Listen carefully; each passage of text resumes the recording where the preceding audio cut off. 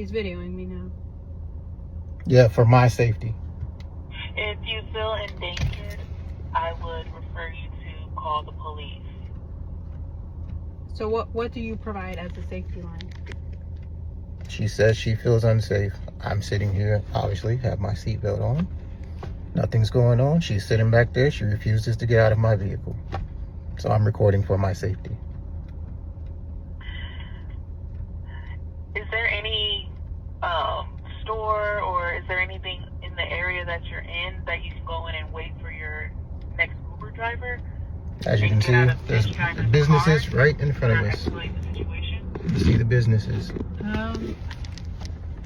She says she don't feel safe, but she refuses to get out. She can go right to the business over there. There's chairs. She can sit there with her things and wait for her next Uber. She's gonna drive off with my packages. I mean, this is like, I've never had this before. I'm pretty surprised that you're not able to provide more assistance other than call the police. I have an expensive package in the trunk. If I get out, what if he drives off with it? Now she's saying I might drive off with her things when I can clearly just take them out and place them over the side. Get out of his car and he's on the phone with the authorities.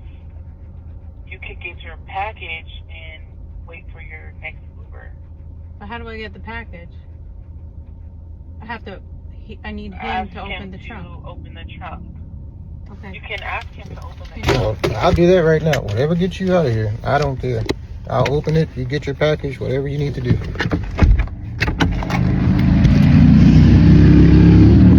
Now I'm going to get her package out of the back because she's scared I'm going to take her package. This is her package. Get her package out. Set it right here beside her so she can have it.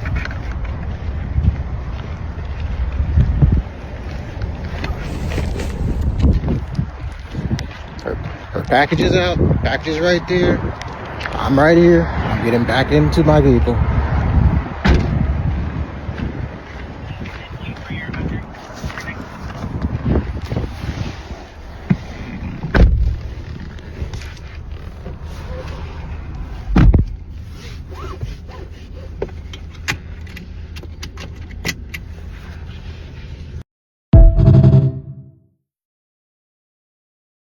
What's up, guys? Welcome back to the channel. This is Ty with Opinionated Grind. I'm back in today with yet another video.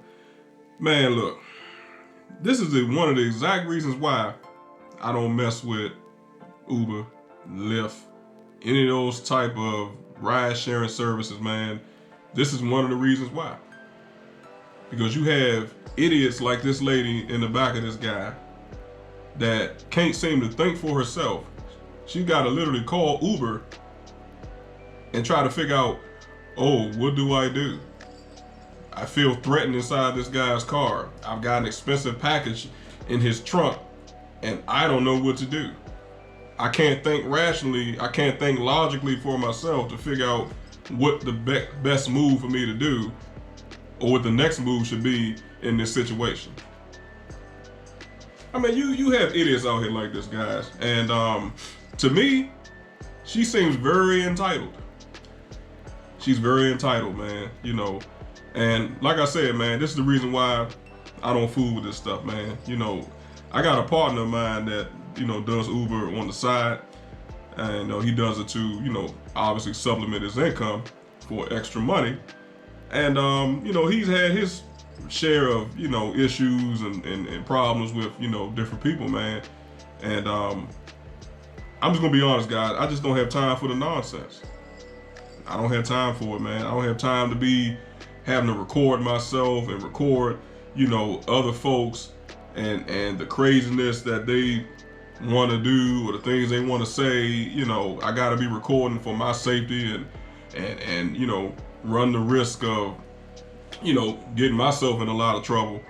And not only just that, but possibly catching the charge, you know, an assault charge, etc., or being accused or blamed of something that I did not do. So I'll say this, man, when you doing like Uber and Lyft and you do this stuff for a living, or you do it, like I said, on the side to supplement your income, these are the risks that you take, because at the end of it all, you don't know who's getting in your car. You don't know what the type of mood the person going to be in once they get in your car. You know, their personality.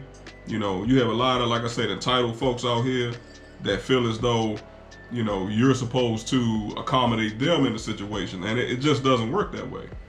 You know, I've seen countless stories and countless videos, guys, similar to this, worse than this, just like I'm sure you guys have, you know. And like I said, you just don't know who you're dealing with.